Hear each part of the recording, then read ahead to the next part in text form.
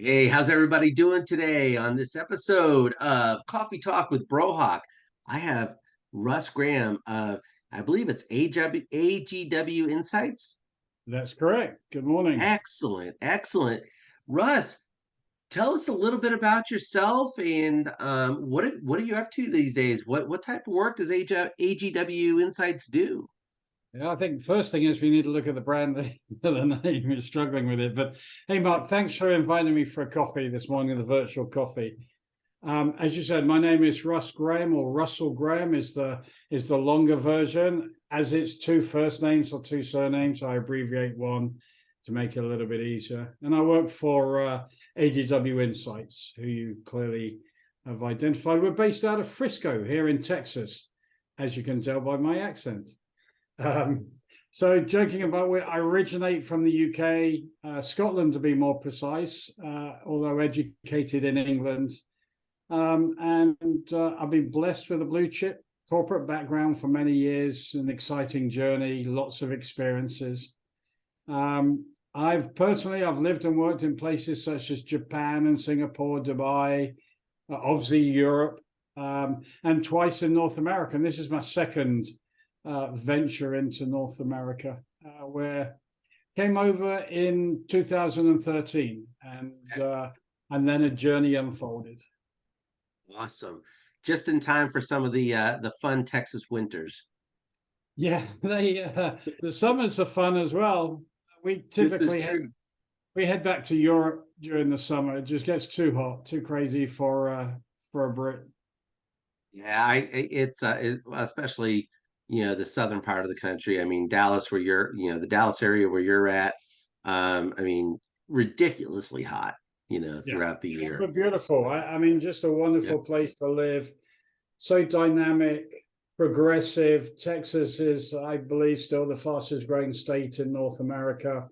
yeah. A lot of corporations moving into Dallas as well as Austin. And it's an exciting time, an exciting journey. So lots of good things. Definitely. Now, with all of that growth comes the challenge that I think you and your company are passionate about, and that's talent optimization. Um, so, as someone who operates in the talent optimization space, first of all, what does that term mean to you? What is talent optimization? And what are some challenges that you're seeing today that may not have been visible pre-pandemic?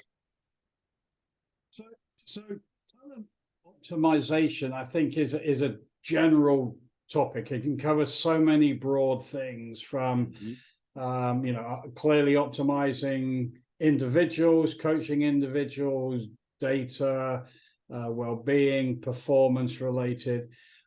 If I can start to answer it by maybe taking you on a journey of AGWInsights and how that evolved, because 2013, as I said, you came over here. I was in a company called Decision. We sold that. We're a tech company, the world's largest messaging and infrastructure provider to the carriers. And 2016 afforded me an opportunity to step away from what I felt was a very strong and somewhat illustrious corporate career. It was interesting from a number of standpoints, because I think we couldn't envisage COVID, but we certainly could start to see some of the challenges that were coming down the market. So as we looked at AWGInsights and the opportunity, what we wanted to understand is that we looked at a number of significant changes that were going on in the talent optimization world.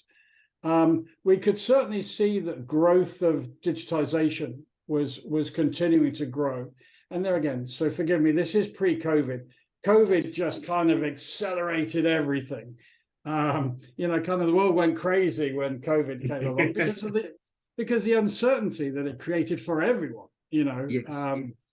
And we come out of it stronger and more resilient, but certainly a different working culture globally. So there was some progress into digitization, and delivering solutions through platforms. They stretched across, I said, not just optimization, but they were operating platforms. But there were some areas where that we felt that were lacking, and we started to look at areas around that. We could see that digitization was creating job requirements that what people kind of feared. On one side, you had a set of people that feared this digitization, this journey. We actually felt that people were able to reskill and develop and create jobs through digitization. We could predict and also see a complexity from a multi-generational workforce that was changing. There was always multiple generations in a workforce, but now as we sit today, there's over five different generations in the workforce, and that creates challenges or touch points such as leadership dynamics, communication challenges, personal development needs, cultural complexity, changing company operating models, and so on and so forth. So we could start to see that unfolding. We could also really see and monitor that soft skills or personal attributes were becoming the future currency for company cultures, for growth, for job mapping, for performance indicators, that putting people into the right roles based on their inherent skills or where they are in their skills journey was going to be super important, especially given the two other things we've talked about in terms of digitization and generational workforce.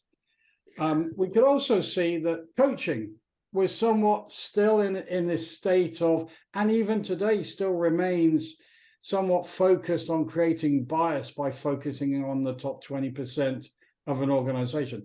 And understandably why, because technology hadn't provided a solution to the traditional base coaching, one-on-one, and limitations of bandwidth and so on and so forth.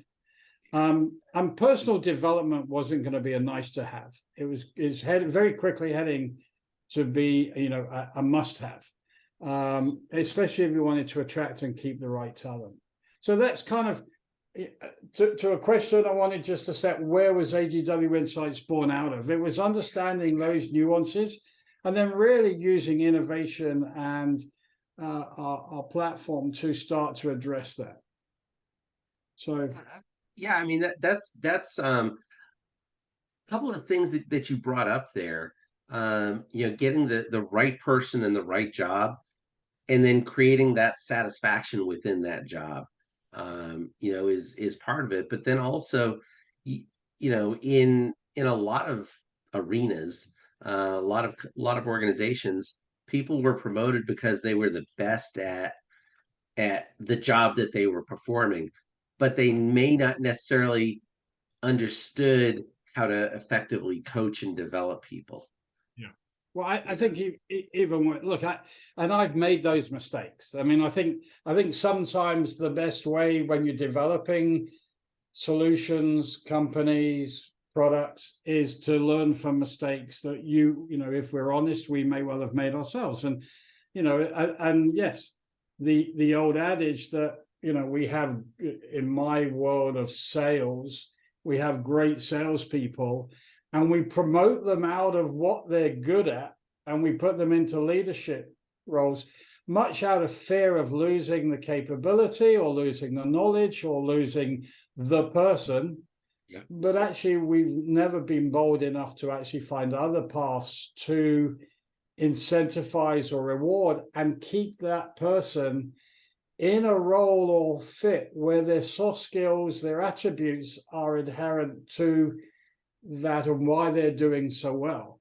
And then of course we're quick to blame others for performance. Well, he's not a great leader. Well, no, they're not a great leader. They're a great salesperson. Yes. You're at fault for moving them out. So yeah, I think these are all learnings that we never had the data points really to help us understand how to effectively manage that complexity? How do we put square pegs into square holes is what we say. And I don't mean that in a condescending way, but it's, it's proven that people, when they're in with roles that complement their innate, inherent soft skills and attributes, they perform better at their role. They perform with more energy, with more conviction. It becomes a better environment to them. There's a better well-being. But we do our best to change that, which is one of the key factors that we look and measure within our platform. Excellent. Well, when you're helping an organization, when you're looking at an organization and doing like an initial assessment or an evaluation of where is it they need to be, what are some of the top non-negotiable facets or pieces of an employee-centric talent optimization program? And I know I just said a mouthful there. You did, yeah. You know, threw in a few buzzwords, and but I'm interested, in really understanding how a company that feels that they are employee centric, and they have a good talent optimization program from job posting all the way through retirement. You know, what are you seeing as the top pillars? Yeah, I mean, I think that the term or the question was, what are the non-negotiables? And I mean, to us, we believe the non-negotiable is that every aspect of talent management has to be personalized and employee-centric. It has to be looking at it through that lens. It has to be about that individual.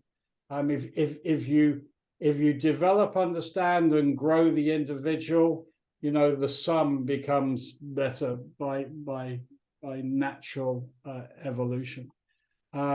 So I think it's having something that's personalized. When we look at the first aspect of our solution, when we look at making sure of or managing the fit of the individual's innate skills to the role, it's all about looking at that through that individual's lens. If we get that right, if we get the person in to the role that best suits their DNA, if that's a term we want to use, then the outcomes are better for them, the outcomes are better for the organization, leadership becomes better at understanding individuals, the culture of the company becomes better. So I think it's the non-negotiable, as you asked, is you need to look at this through the employee lens, and that to me is super important, especially if in retaining talent. So it's not just acquiring talent or making sure they're in the right roles. It's the retention of talent. It's making sure that you are optimizing your investment in your team. I remember going through interviews when I was a younger leader. So, I must have been like 2 or 3 years old at that time, as most of us were. And during the interview process, people would ask, well, what's your leadership and coaching style? And, and it was expected that you had a certain persona as a coach, as a leader, that you would mold your team into, and that would fit in with the rest of the organization, during those times. And I don't hear that question, too often, as much anymore. I hear, people focusing on, what does an employee experience mean to you, and how do you get the most customer experience? So to your point, I completely love the fact that, how you create these programs for organizations, or work with organizations to create their own programs, is seeing it through the lens of the employee. I love that. I think just to kind of reflect on that. I think, there again, hand up, as a leader, if I made mistakes in that sphere, yes, I think it's no longer acceptable or applicable for the traditional style of leadership, which is, this is my style, therefore I'm implanting or embedding that style on an organization, of which, at best 50% will follow and 50%, kind of suffer through it, because they're different. I think, the learnings is that instead of looking at it through my lens, is you look at it through the employee lens. You look at their needs. We're all built differently. We all have different levels of motivation. We all have different structures to our soft skills. We all require different. COVID came along, and we were thrown into this mad panic of, okay, now we need to work from home, and there was no accountability or understanding of, who does that work for? Who's jumping off the ledge? Who needs the water cooler that's no longer available? And of course, then we all said, okay, now we're going to provide Zoom and Teams, and we solved this by having 10 Zoom calls a day. And leaders didn't understand who on that call was kind of suppressed, who was dominating, who was, where good ideas were getting lost, who was about ready to move on because 10 Zoom calls a day. They just found that frustratingly process driven, whereas their personality is to be driven by instruction and then deliver. And other people who need multiple instructions, reinforcement, were also. So you have two ends of every spectrum. Yes. So I don't think you can any longer carte blanche a style or a culture, a style on people. You have to look at it from their perspective and their needs. And that's what we at AWGInsights highly accurately identify and then personalize into a journey into coaching. So would it be fair to say that the work that you do really focuses more on the employee experience, which would lead to a better customer experience, regardless of the vertical? Yeah, it's interesting. I was kind of reflecting on that conversation, and just before we jumped on this call, I was just checking back through my LinkedIn, and forgive me, I just looked for a piece of paper here because I had to write it down. But there was a posting by Richard Branson, and it was just there again, moments. So Richard Branson: clients do not come first, employees come first. If you take care of your employee, they will take care of the clients. Yes. So, there it was just like, well, there's the answer. I mean, we believe absolutely that. We believe that they are intrinsically linked. That if you have satisfied employees who are engaged, they got the right skill sets to do the job. In a customer service environment, they have degrees of empathy, that they can control their temperaments, that they have the right structure, then that's going to reflect in how they handle the calls. That's going to reflect in how they reflect your brand to the client's brand, and ultimately, they're linked in that sense. So yeah, very, very much we think they're intrinsically linked. We actually believe that they're employee-led than client-led. If you just do things because of a client reaction, then hey, believe me, I've been in that operating model. It's very expensive because all you're doing is knee-jerk reaction, jumping around. And actually, what you're doing is you're hurting your workforce because you're putting them into environments or solutions where that's not comfortable with their natural skills. So there again, what is smart is to understand the skills, understand the customer needs, and align them. I'm not saying that every person, just sits directly facing a client. There are some people whose skills don't warrant that. So don't put them in that environment. And there are certain clients that require certain ways of being looked after. So by understanding the skill set dynamics of your team, you're actually pointing, A at B to get C, as opposed to A at Z and getting H.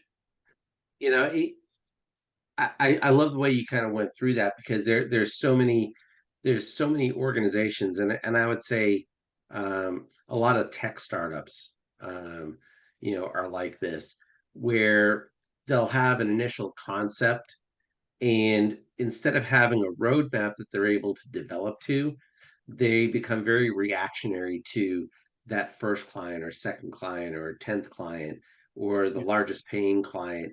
And it really forces um, innovation to a back burner, because you're the members of your team that are focused on research and development and planning and things like that, they're having to be repurposed to fixing a problem, or catching the squirrel that just went across their screen, um, Right.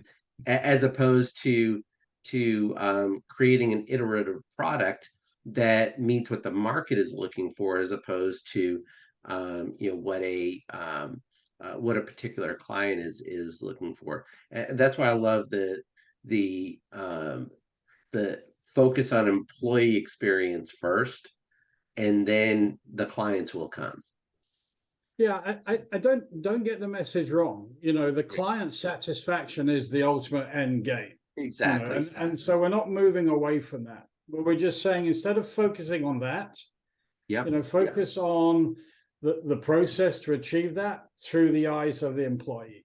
So what is it that you need to do? Do you have the right skills in place?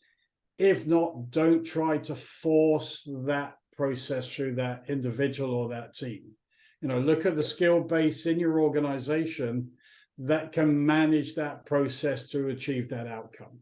Then therefore you're getting both the outcome you desire with an organization that is happy to deliver that. Love it. I love it. Now, Russell, you've had the opportunity to work with some amazing organizations over the course of your career. Um, what are some of the common themes for those organizations that you've worked with, besides working with AGWInsights? But what are some of the common themes that organizations that get talent optimization right have? Yeah. It was a question that made me really reflect back, and memory evoking, experience evoking.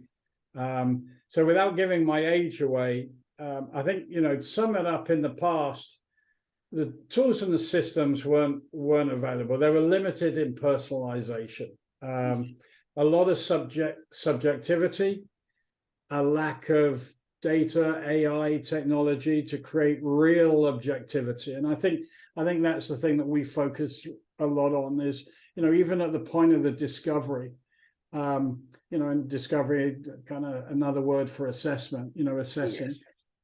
I think the assessment world is full of subjectivity, horoscope-esque. It asks you a series of questions of which you provide back your subjective understanding of what you think you are, and it collates that information and plays it back, and it resonates. So, well, that's me, which is highly subjective. And if that's your starting point to any real talent optimization, is not a great starting point, because you can go off down rabbit holes that actually aren't the true you. They are what you believe are you. There might be by learned experience. They may well be because of conditions, your manager, your temperament that day, the fact that you put voodoo pins in a doll that morning about your boss, too subjective. Our solution is built on highly objective understandings. And so that gives us a much richer starting point of understanding. So I think that there again, we're highly, personalized that journey. And then we look into, so it's not all about just skill mapping, because I think that's an important piece, but we realized that actually that was an important piece to start a coaching journey. And we were frustrated, and we still are somewhat frustrated about this 80-20 rule. And why we understand it, there are a lot of companies out there claiming to have democratized coaching, development, taking those soft skills, because when you map a soft skill to a job and you map it by, as we do, 32 different indicating points, you're going to have some areas where there might be a skill that's, where the candidate or the employee has more of that natural tendency than the job requires. That also is a challenge, because that will create frustration in the individual. They will not be being fulfilled. Equally, if they do not have enough of that natural talent and it has to become a learned behavior, you need to create development paths, objective development paths, not subjective performance reviews once a year where someone says, hey, this is what I think, this is what you are. And I've done 100,000 of them, where they start off poles apart. The employee's belief of what they're doing and your belief, comes down to poor communication, poor objective setting, lack of leadership, number of different reasons. But kind of just where we start off at poles apart, and so then we put them off on learning and development, and these are the paths, but it's all from subjectivity. We actually identify the objective paths and we put those into development paths, but then we coach to it. Just coming back to the coaching piece. So that wasn't around before. And what I mean by coaching is, yes, we have a platform that allows one-on-one communication with coaches to book real time, which is typically what the industry is classing as democratized. But actually, we also provide data-driven coaching, whereas actually by understanding the individual and understanding coachable moments in a given day, we can push coaching content real time, either in text, in digital format, in video format, in 15 to 18 second video bites that just reinforces behavior. It reinforces identity. It's already identified the stressors in the outcome, and it just coaches repetitively. And that's the other thing that historic or traditional based coaching or platforms haven't done, is it hasn't really reinforced. You go away on a coaching course, I've been on hundreds of them, thoroughly enjoyed them. But the truth is, affordability, it's bias. It's only a set of the 20% that go on these things or have coaching. They're once a week, once a month, once every 6 months, if at best. You've forgotten everything because it's not reinforced. It's certainly not, even in today's world, it's not affordable, for the entire organization. So we look at, in terms of talent optimization, the coaching to the 80%. That 80% of your organization, whereas by retaining staff, developing staff, looking at them on a daily objective performance basis, coaching them real time, that you're getting that 80% of your organization moving 20, 30, 40% to the right. And that has a significant impact to the operating model. And more importantly, the agility of an organization. So just, I don't know where we're at with time, but just let me, if I may, just finish with, one of the big emerging conversations we're having at the moment is about company agility. We've all gone through you wake up every day and there's a different coin for what phase we're in. We're in the Great Resignation, and then we're in the silent resignation. And actually, I saw it termed the other day as the silent hire, which really is, in essence, is that people have woken up to the fact that for whatever reasons, talent is a challenge, whether it's in your organization, access to talent, and companies are now having to think outside the box. It's no longer just a resume recruiting world. It's you need to look within your organization and look at your skill base. And our solution in the optimization aspect will map an organization in terms of its skills to its roles, to understand what you get, and you can digitally understand if you needed to move people into different roles, what the impact is going to be on that. And it predicts outcomes in terms of succession planning and so on and so forth. So, organizational agility is becoming a major theme within talent optimization as well. Russ, I love that you brought that up, because the one fear that I think every employee has had during their career is, and the contact center space is notorious for this, is I'm going to be automated out of a job. And contact centers figured out a long time ago, you're not going to be automated out of a job, but your job is going to change to something different, and you're going to create a different pathway for yourself. So having a solution like what you offer, you're able to identify what those skill sets are that every person brings to the table. And as you're creating that agile organization, and I'm not saying product development, agile product development, but agile people development, you're able to go ahead and make sure that they're matched with the roles that are going to best suit them and benefit the organization, going forward. So you're going to have a better employee experience, which will ultimately lead to that enhanced customer experience. So I love that you put it. Couldn't have said it any better. That's very much there again, looking at it through a people-centric lens.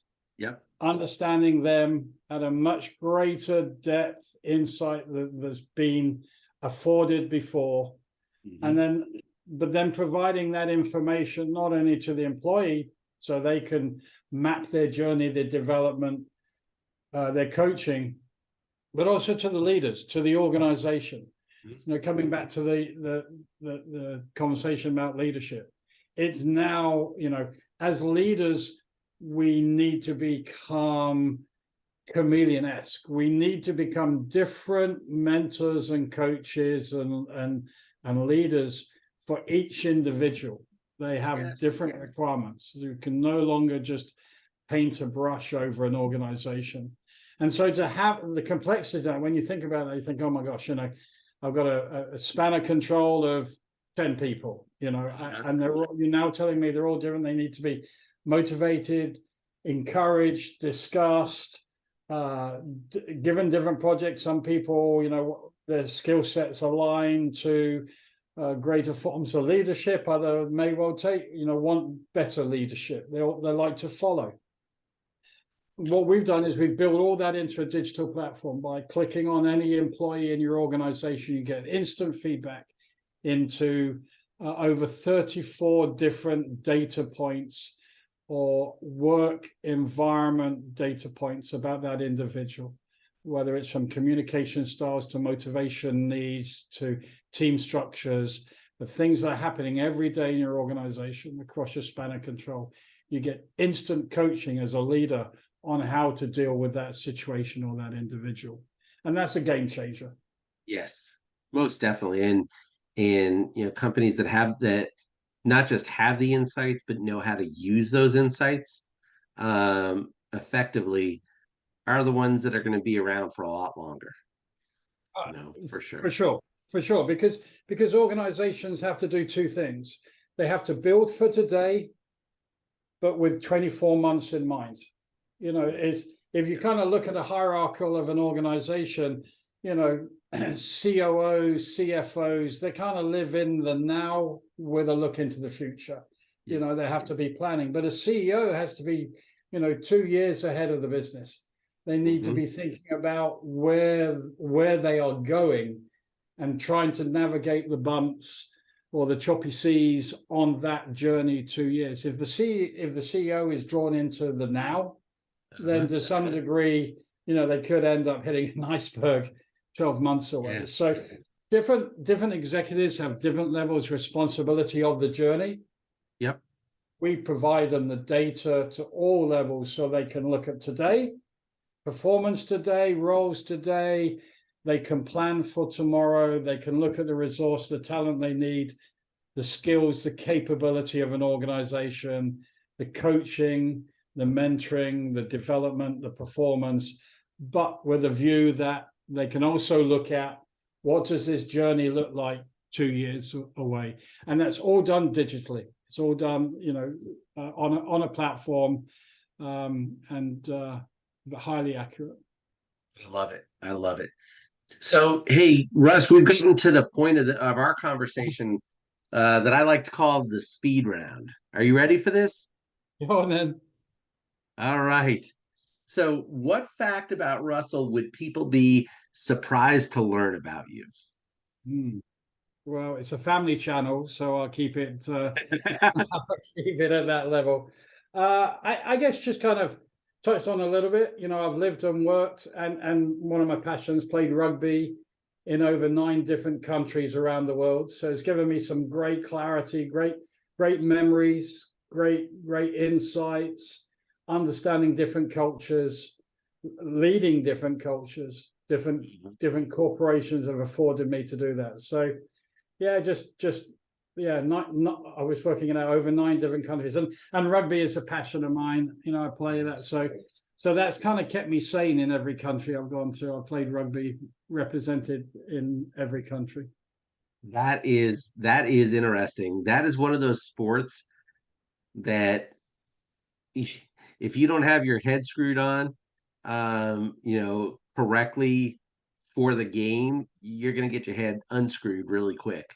It's amazing what adrenaline will do for you, but Yes. Also the sport. It's a sport that's given a lot. I remember I was playing for Singapore down there, and we every year we would play in Phuket in Thailand. There's about 32 teams from around the world would come in for a 4-day rugby festival, and we would play, and all the money that was raised from the gate receipts went to schooling, educating children in Thailand. And so it was not just about giving to me; it was about playing a sport that I loved at a high standard, but it gave to lots of other people. So that's why it's you think past the bruising and the knocks. Yes, those will heal Yeah, in exactly. time. Well, the memories are there, and you meet some really good people. Really good people from all walks of life, all generations. And all different skills and stuff. Excellent. So, seeing as you've had the opportunity to travel all over the world, what is your ideal off the grid location where you can just go and just relax and forget about everything? Yeah, it's a great question. You used to, coming back to the constant theme, it used to be the rugby field. Yeah. That 80 minutes on a Saturday afternoon where I could, just forget about work and stress and I'm sure people took out their stress and frustrations on me. Certainly it felt like that at times. But it was just the team, the camaraderie, the adrenaline, the endorphins after a game. That moment, that final, you spend 80 minutes kind of killing each other, and then the whistle goes, and there's a gentleman's handshake and a beer. But I then thinking about it as I'm speaking, off the grid, truly off the grid. I guess it'd be something like Scotland. Going back home. I've always loved the Highlands, the thought of that being kind of an estate owner. Yes. And yet we've had some wonderful holidays. Aruba is one of our, favorite destinations, Turks and Caicos, some wonderful places around the planet that we've been to. But I think at the heart of it would always be, the key is to be surrounded by my family. I think that's off the grid, but with family. Because I think that's the most important aspect to me. It's what gets us up in the morning. It's what keeps us doing these crazy things. It gives us center. It gives us direction, passion. So there's no substitute for the making of memories. no, and you know, you know, I've got you know, seven children between two families that I you know, that I adore, and you know, one thing I've and they range from 31 down to 17 is oh that, my gosh. you know, there's you know, never an independence, which is wonderful. You know, it's keeping that unity. There'll always be children in that sense. Yep. Yep. Even though they That have is families of their own and stuff like that. yeah, excellent. Well, you know, it is Girl Scout cookie season around here, you know, Yeah, and I'm that's sure different every than they used supermarket, to. restaurant, yeah. Yeah. So, what is your go-to flavor of Girl Scout cookies? Well, if you were to look at my waistline, you'd assume every one of them. But I Same would here. say, yeah, you know what, you know, just kind of come out of the supermarket and there's someone selling them. So Yes. I convince myself I'm doing good by, you know, buying them, but in truth, I'm just kind of self-satisfying. So I'd say probably the mint, or the strangest one as kind of a Brit is the peanut butter one. I mean, Oh we yeah. have peanut butter, but not to the extent that in North America you smear peanut butter on just about everything. So Exactly. so, but hey, but I would say whatever it is, it's got to be with an English cup of tea. All right. Hey, that's fair enough. That's fair enough. And you know, at some point, because we're just down the road from one another, Yeah, you know, we'll have to have some Girl Scout cookies and some tea at some point in time here soon. there we go. So, Something um, stronger, maybe. yeah, there you go. Hey, that's what I'm talking about. So, if someone wants to learn more about you, some of your experiences, and you know, definitely AGW Insights, you know, your company, how can they contact you? I mean, obviously, if someone reaches out to me, I'm going to go ahead and put them in contact with you for sure. But how can someone directly reach out to you? Yeah, we would welcome demonstrating the solution to anyone interested, that, you know, interested in really driving measurable value throughout their organization. Mhm. Our website is www.agwinsights.com. My email is russgraham@agwinsights.com, and the Russ Graham is RussGrahame. It's kind of the British spelling, at AGW Insights. You can ping my LinkedIn account. I'm bold and whatever on that. Or you can reach out through sales@agwinsights.com, and we would welcome any inquiry, any discussion, input, valuable input. You know, our journey has only just started. You know, we talk a lot internally about the journey, that this, you know, if you look at where we've been since 2021, I guess I lose the track with COVID and what COVID has done to the industry, to, you know, working from home. We were office based, then we were all home based, and now we're still at, you know, something like 50%, maybe high 70%, you know, hybrid. We're still trying to figure that out. You know, digitization in the workforce. Now we've just recently, you know, been spooked by a recession, and, you know, that's created different dynamics. Multi-generation in the workforce, leadership, kind of trying to figure all this out. Oh, and by the way, you sure as hell better deliver the numbers and the business, and we're on this too. We have shareholder value to create. So, Yes. so the objective never goes away. The challenges just keep coming and coming. And so, you know, we believe this is a journey. You know, we believe what we build into our platform offers flexibility to be agile, to go with a journey. The coaching is a journey of development and so on and so forth, coming from a highly objective starting point. So happy to discuss people's challenges, even if you're not sure if you have them. we can Yes. certainly, uncover some areas that will at least help you think about the future. Certainly happy to demonstrate the solution and its value. That's awesome. That's awesome. And if anybody wants me to help put them together with Russ, I'd be more than happy to go ahead and do that. I've seen the platform. It's a really cool platform. And as Russ says, he's always open for feedback, on it. And Russ, I just want to thank you for taking the time out of your day and your schedule to have a coffee talk with Brohawk today. Hey, Mark, it's my absolute pleasure, and it's been fun. So thank you for that. All right. Y'all have a great day, and we'll be talking to you soon.